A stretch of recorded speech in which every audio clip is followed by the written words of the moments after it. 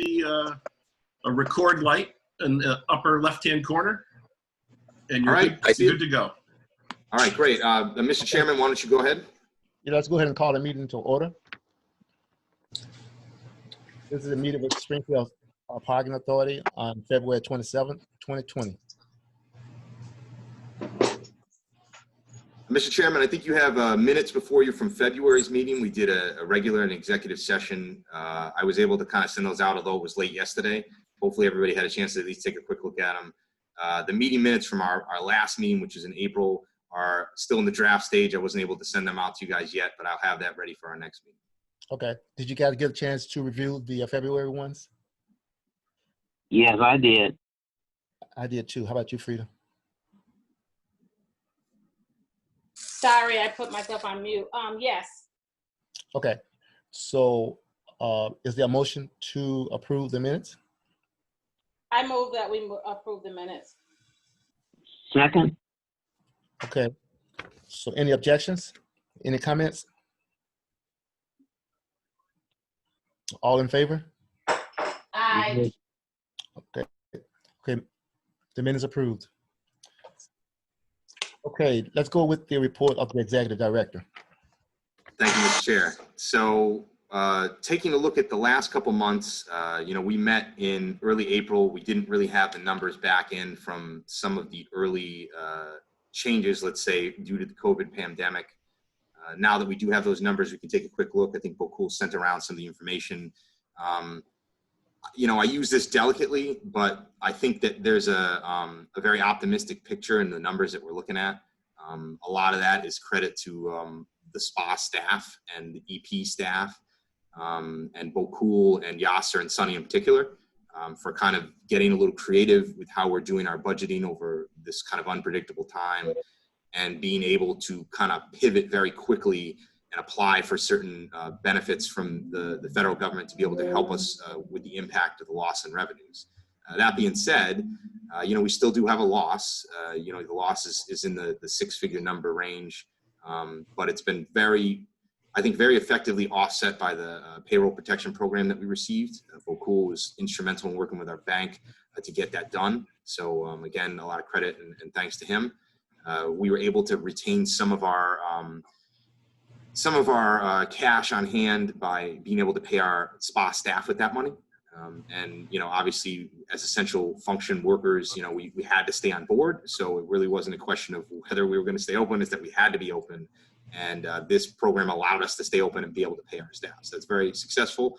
Yasser and Sunny have done a really great job kind of being flexible and keeping the lines of communication open between us, the two groups. We were able to sort of pare down staffing as things got locked down. And now that things are being relaxed and we're seeing a healthy trend, at least in the Commonwealth of Mass, the phasing reopen plan is moving forward. And we've been adding staff, specifically in the on-street area, getting ready to start with our, rollout of citations again. And we're hoping that begins in the, I would say the first full week of July after the holiday. I'm still working with the city to see what the timing looks like for that. And we'll be issuing a statement to the press to make it a more public announcement so people are aware ahead of time. But in all likelihood, we'll be starting up full enforcement like usual with our on-street spaces, hopefully the second week of July. So again, the numbers, if you look at it, our debt service number, is a number that we'd like to see higher. And obviously we anticipate, in a normal circumstance where our revenues are coming in a healthy stream, we're able to pay that debt service quite successfully and meet our number. At this point, we've had a couple calls and discussions with our bondholders, and they're very, very aware of how we're taking steps to sort of ensure we can pay the debt. They're very comfortable with the way we look like right now on our books, even though our revenue numbers have dropped because of the pandemic. They, are very understanding of our situation. And as of the moment, things are actually, very, again, optimistic on the debt service front. I don't anticipate any issues with us being able to pay our bills. Again, it was good fiscal planning we've been doing that's allowing us this flexibility. And with, knock on wood, with reopening, maybe back to more full normalcy in the fall, and with businesses hopefully going more back to their offices at that time too, we're going to see our revenues climb up pretty steadily. So Debt service wise, I don't think we have any real concerns at the moment. This is again the last week in June, so let's see where we're at when we get to September. If things still haven't improved, obviously we'll have to have different discussions then too. But we got our eye on that ball, and I know Bokul and I sort of discuss this subject basically every time we talk. So, So Tom, yes. with the was the consummation of the transaction between us with the Civic Center, what impact do you guys perceive that we may run into after we consummate that sale? And we were also trying to make sure that we get rid of the debt service. Do you Yeah, I think you have any problem with that? well, there's always the potential that, because of what's going on with the pandemic, our revenues continue to atrophy and we end up with this situation where our new normal number is far lower than we could have ever anticipated when we were looking to do the transaction with the state. We're not anywhere close to that now. So I don't think that that's something that will ever come to pass. But I do think that when the Civic Center ends up being off of our books and we're no longer pulling in revenue, the importance of the 91 North and South Garage is going to be paramount. And we've already received assurances from the state that that's a lease that's going to be renewed, and it's going to be a more long-term renewal, probably longer than we were originally asking for, which is good. But there is the potential, like the chair's saying, very, very realistic potential that, offices are looking at the new normal and not doing as much business in downtown high-rises, and you won't have as many people coming in to do their monthlies or transient business. It's possible we do see a dip in those.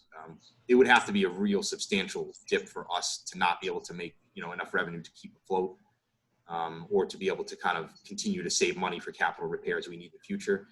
I think one project we're looking to try to undertake is as the board is aware, doing some feasibility study work in the South End so we can build another garage. I think that's the real key. Again, Bokul and I and Sonny and Yasser have talked about this, that, the key moves here are really to unload that debt, to allow a new public garage to go forward on the site, and then to have us turn quick and try to put a public facility together of our own that can help meet a certain need that we believe exists in the South End, down past where the MGM garage is on the, what would that be, the eastern side of Main Street. So I do think that we have plans to, again, secure the revenue from 91 North and South, and then to have new revenue coming in through a potential new facility within the next, say, like 5 years or so. So I think that that's sort of the plan for now, to make sure that we're getting the revenue in to replace sort of what we've lost or what we're going to lose from Civic.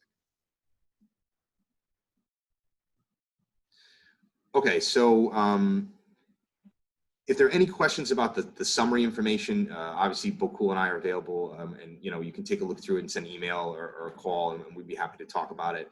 We don't anticipate that the numbers for June are going to look all that different than what we're looking at here for probably May. Yasser and Sonny have been really great about kind of working with us and their staff, and you see that reflected in our expense numbers. There's a sizable amount from each month that's taken off the expense side. So, there's a revenue drop, but there's also a pretty sizable expense drop. And that's, again, a credit to executive for being flexible with their staffing. I don't see that changing in June. I think when we meet again to talk about the numbers for the month we're in, it's going to look very similar to May. I'd be very surprised if those numbers are any higher. If anything, they might be slightly lower because of people just not working during the very beginning of June. So I agree. When we get to on-street operations, obviously our numbers are very different than they would look normally. The city has instructed us to cease on-street citations, which accounts for a good chunk of revenue for the authority and for the city. And that's also resulted in people kind of not paying the meters as much as you might expect. So collections are down.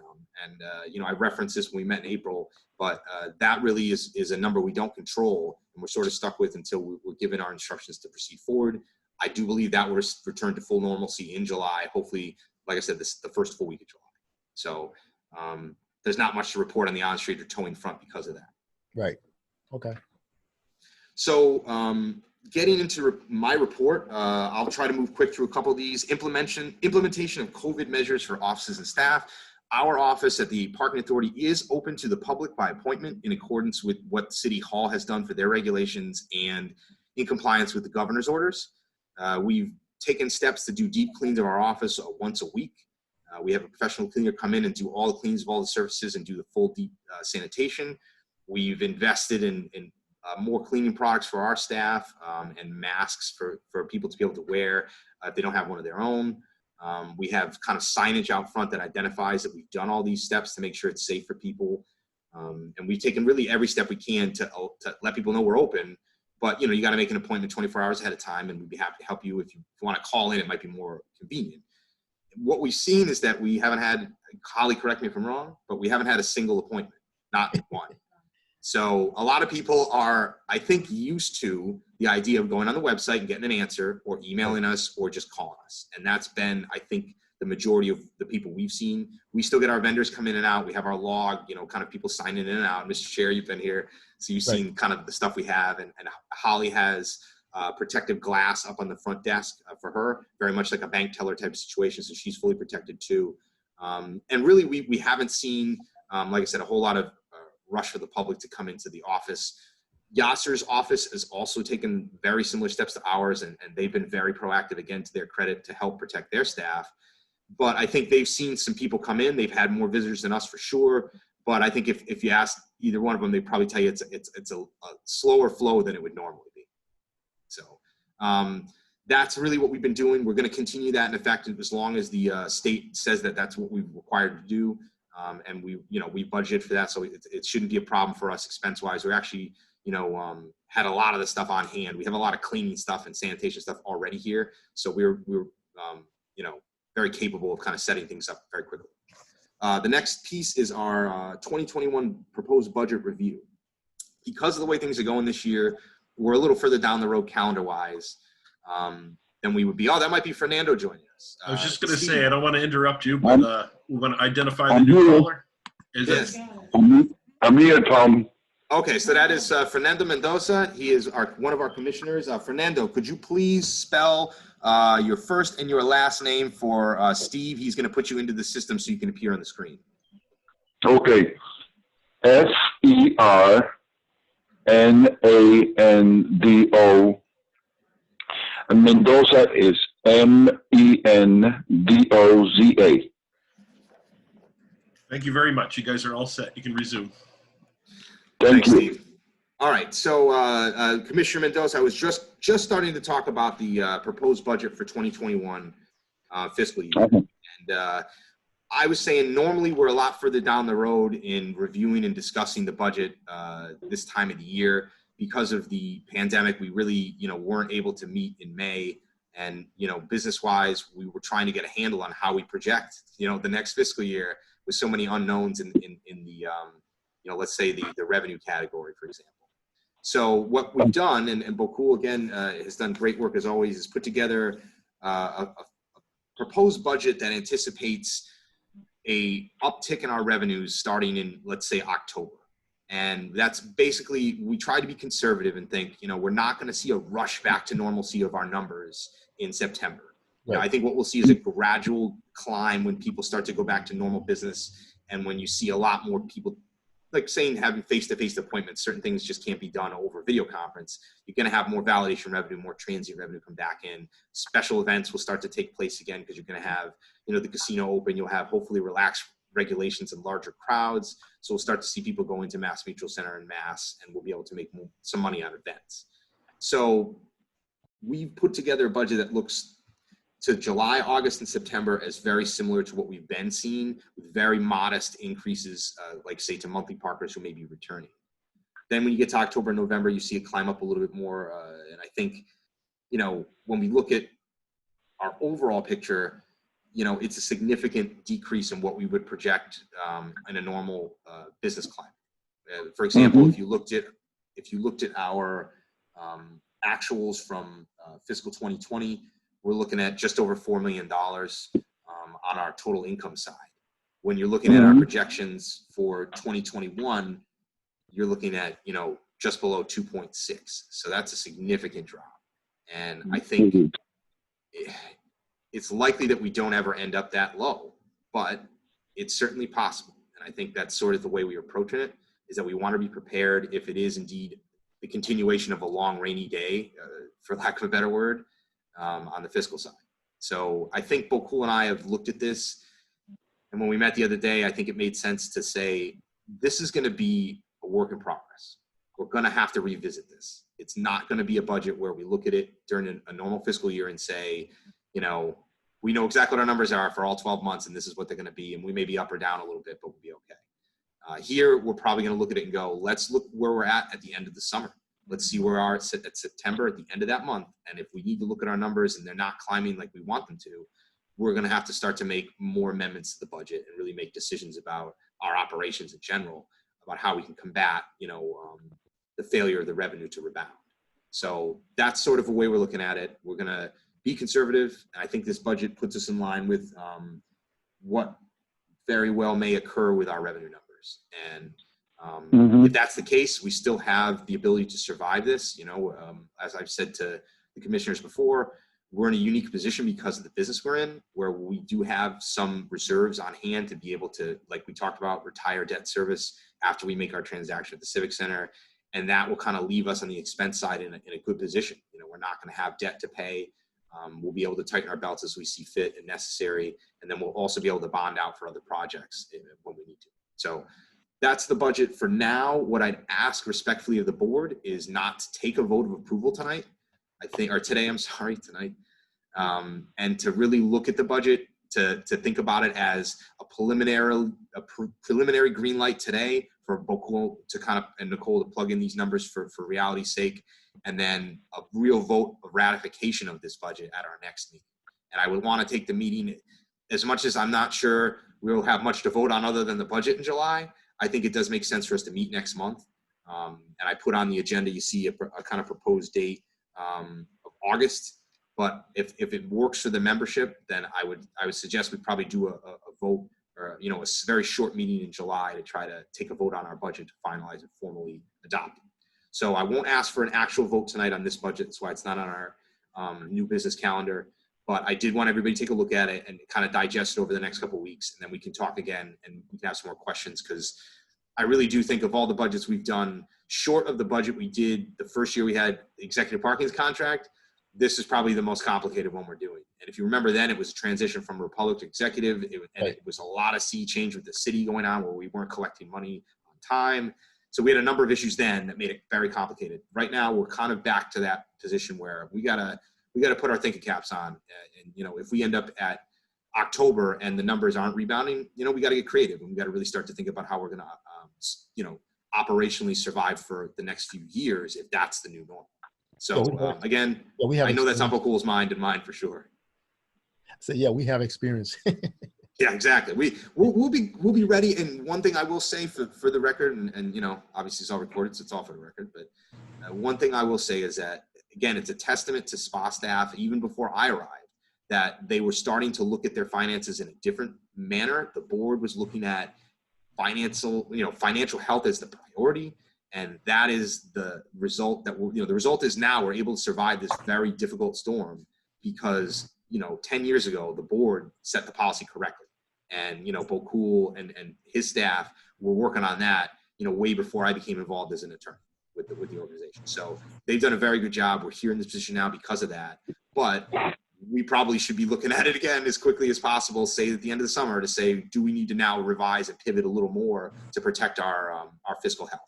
So that's where I'll leave the budget for now. Civic Center garage updates, as the chair mentioned, our transaction with the state is still moving forward. I received a purchase and sale agreement, which is fantastic. So I actually have a real document to look at. We have a whole litany of documents that go with that as exhibits, one of which is assignment of all our contracts. Part of our operations contract will get assigned.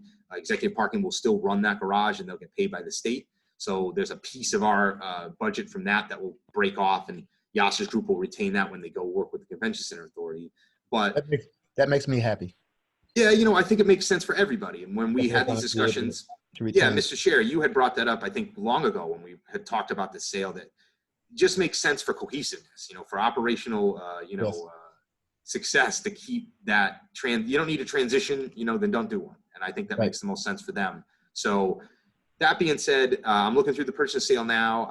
I met with the city. I went over all the terms from the economic development perspective to make sure the administration, everyone there is comfortable Right now they are, and they're saying that they want us to proceed forward to see if we can kind of close the loop and try to get a closing done, hopefully by the end of the summer.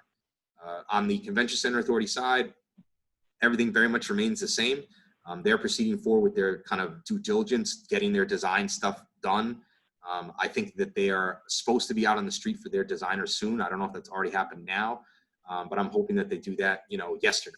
And then that would put them in a position to be able to have plans to say, now we can move forward ASAP with the sale. But again, the COVID pandemic has not impacted our moving forward. The project is still green lighted, and that's, confirmed as of Friday of last week, as recently as Friday. So everything looks good there. I should have, with any luck, in July, a purchase and sale agreement for you to look at. And it may well be that we're that far along where we've got a final doc ready for the board to consider. And that's why, again, I think it maybe makes sense to have a meeting third week in July or something to take a look at our budget again, and then to also see, do we have a purchase and sale ready to approve or to consider, I should say. So that's a Civic Center garage update. We do have some recommendations from Desmond that we're putting into place. I mentioned this, I think, in April about some shoring work just to keep, things safe within the garage. And they're still performing their walkthroughs to ensure we can keep it open and safe. And so far, so good on that end, too. Excellent. Okay, city stage updates. I have some very exciting news, and Steve will appreciate this. The Gaming Commission awarded us a $300,000 grant to do improvements to city stage that will pave the way for a new tenant in Focus Springfield. So with that being said, we're moving forward with some lease discussions. I'll be on the phone tomorrow with a few of the guys from Focus and their lawyer, and we'll be talking about getting the lease in final form, what the schedule of construction for the bids are going to look like, and kind of the timing of the whole thing, and we'll start to piece together our final document. But we're all green lighted and ready to go, and I'm very excited about that. It's a great opportunity for us as the agency to put a tenant like that in our space down at City Stage, and also to benefit from this great improvement effort down there. I'm very excited about that part of it, and that leads me to the second piece of it, which is as the board knows, we received a proposal from the owners of the Civic, one of which is Sonny, who's in the line now. About use of the theater portion of the space and the lobby portion of the space, as opposed to where Focus is going, which is the black box theater, the fathers and sons lounge, and then the office area. This kind of combined use is something we always wanted, and it's been a highly desirable outcome of when we've tried to bid this a couple times. And now that we're sort of at the stage where it makes sense to proceed forward with Focus, we're ready to then go and talk to Sonny and Kay about proceeding forward with a potential lease there too. I would like the board's permission tonight to go do that. I think that the first step would be us to all sit down and hammer out what a real schedule would look like. I've seen some plans already, and I'm very excited about what I saw. They, as you know from Les Souk, really, don't mess around with the rehab, and it's something that when the green light is given, it's full speed ahead, and we're going to transform the whole thing to make it look beautiful. And they did such a great job with the Cobalt space that, looking at some of the concepts for that main theater and for the lobby area, it makes a lot of sense for us to proceed forward with that. And I would ask the board's kind of blessing in doing that tonight. And then hopefully within, a few weeks, we'll have a lease to be able to, again, consider for approval in July. And I would love to be able to give that group a green light, and to be able to have two tenants down there, both succeeding and both activating that space in a way that I don't think anybody could have anticipated we would be trying to do, a couple years ago when we had the SPADC there. And, as much as they do a great job of what they were doing, it really was a model that wasn't working and wasn't functional for us anymore. And we have now the potential for, this wonderful, television studio and office use and creative space there. And then right, in the same, area, perhaps we have a demise wall or what have you that is up there. We have, this wonderful entertainment space that's going to be in this. And, I'm excited about the opportunity. And like I said, I'm just looking for the board's kind of blessing and going forward with the owners of Les Souk to sit down and talk about at least for the theater space for City Stage. Well, absolutely. I think that we certainly give you that blessing. Just one question. So those folks who came in when I was last there physically about the church and the Yes. what's his name, is that so once we theoretically lease to Sonny, he's going to be sort of working with those folks, or is that like? Yeah.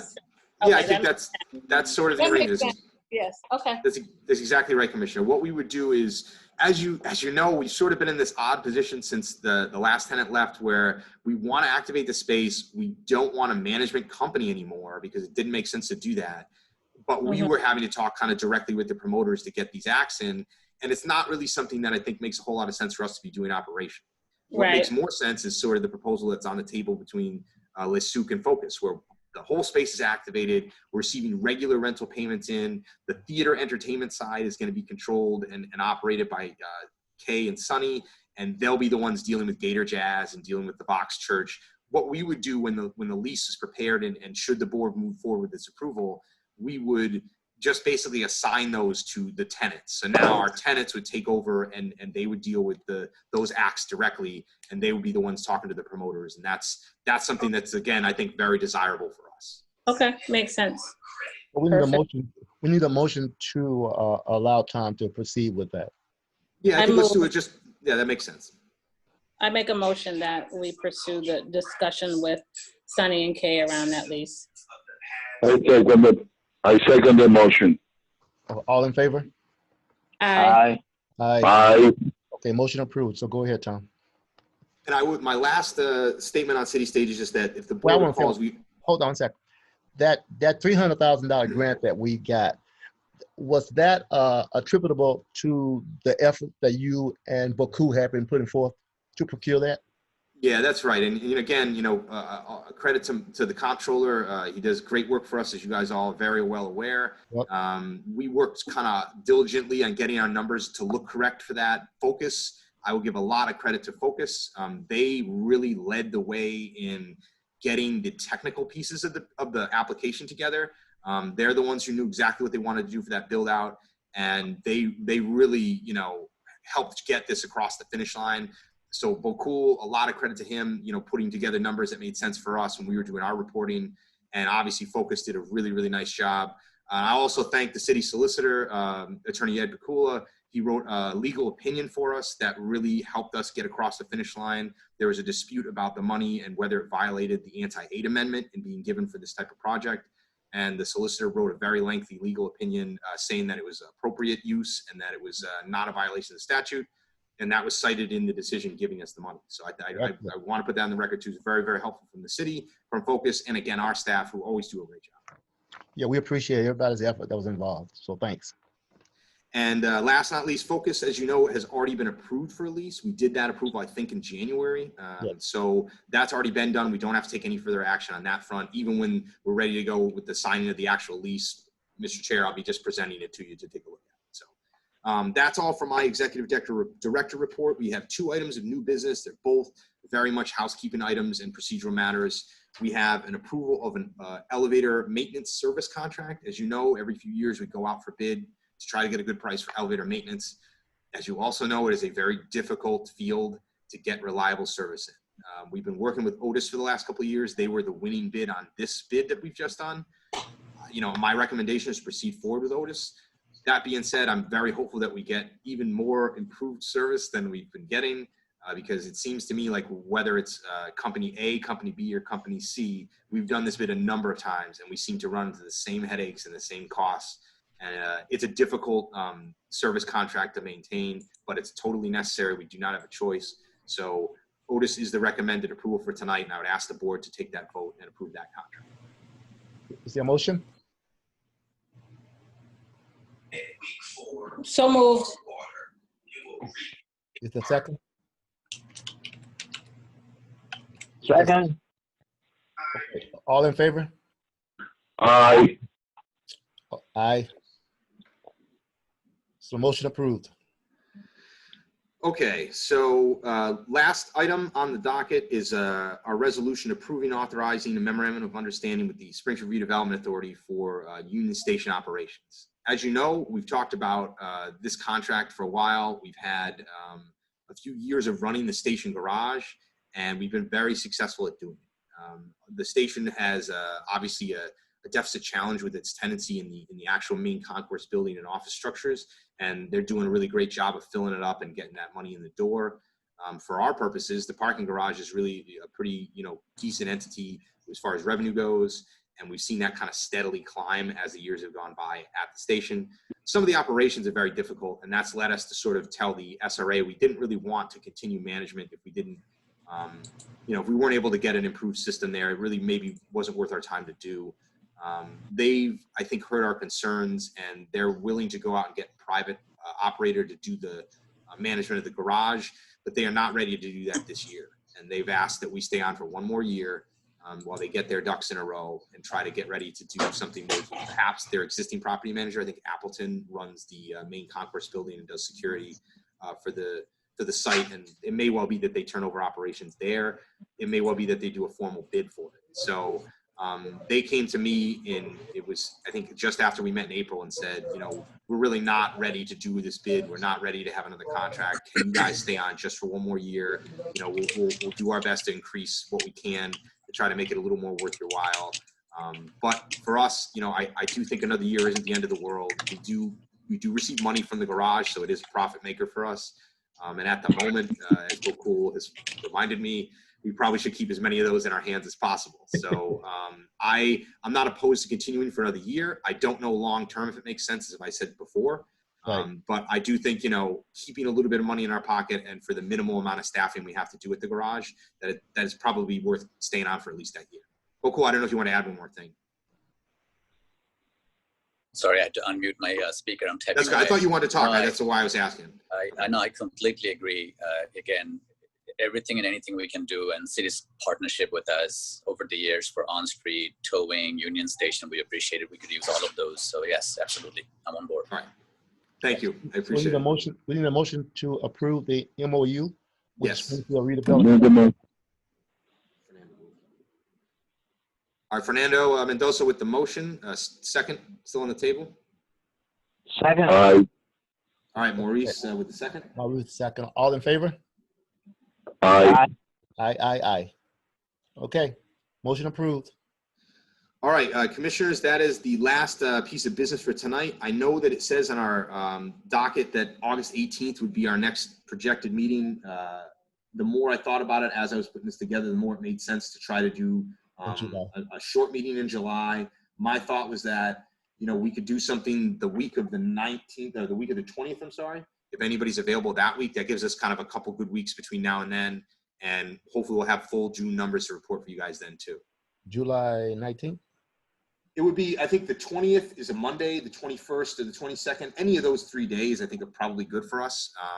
We could do this in the morning again if it's convenient, or we could do it in the afternoon, whatever works best for the members. Yeah, I'm good with either one of those days.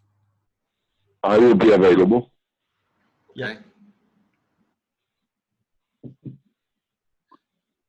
Commissioner I'm sorry. Nichols, Did I miss something? we were just looking to see if there's availability for a quick meeting on the week of July 20th. So it'll be either the 20th, the 21st, or 22nd. It's like a Monday, Tuesday, Wednesday. I'm free pretty much that week. Okay. Commissioner Nichols, do you have availability that week? Yeah, I'm good that week. Okay, great. So we'll just say tentatively we'll try to meet. I'll have Holly send out an invite maybe for that Tuesday, the 21st, and we'll try to do it like, does before lunch work for everybody? Does that make more sense timing wise? I mean, It's fine with me. generally I like to do it after 5 because of my day job, but because I'm sort of still working from home, I'm flexible at this point. I haven't gotten word about going back into work. Yeah, Commissioner Malone, you're in the same boat I am. I think that's right. I think we probably could only do the daytime meetings for maybe just like July. And then by the time we get to September, I think we're going to be back to our 5 o'clock, 5:30 type meeting. And I'm fine with that. But I think I'm in the same boat you are, where right now it's okay because we have this remote schedule. But I don't, I know for me that won't continue indefinitely. So, all right, why don't we just plan on doing a daytime meeting on the 21st? I'll have Holly send out an invite that gives you a time. But whether or not that works, we can kind of kick it around and find a convenient one. And then we'll proceed knowing that we probably go back to our evening meetings when we get to August and September. So roughly, it will be probably in the morning time, most likely. Yeah, I think like 11, like 10:30, 11 seems like it makes sense for everybody. It gives everybody a chance to kind of, do what they got to do in the morning. And then, we'll take a half hour to just meet. And we'll probably meet for a lot less than a half hour in July. It'll probably be more like a 20-minute meeting, talk about the budget real quick, talk about the numbers, and take the vote. Okay. All right, well, that's all the business we have on the docket. I very much appreciate everyone's flexibility in doing this kind of new format. Thank you to Focus again. I don't know if Yasser and Sunny wanted to report anything in there, and I should have asked that before. I'm sorry, guys. I didn't know if you wanted to add anything quick. Obviously, they've been doing a great job with their staff, and, there really just hasn't been much we can do about any of these operational restrictions we have. We have to follow the compliance from the state, and we're stuck with the regs that are in place. So we've just sort of done the best we can with all those in mind. Okay, so we need a motion to adjourn the meeting. I make the motion to adjourn the meeting. Is there a second? Second. All in favor? Aye. Aye. Okay, the meeting's adjourned. Thanks, guys. Appreciate it. All right, take care. Thank you so much. Everybody be good. Stay safe. All right, you too. Thank you. All right.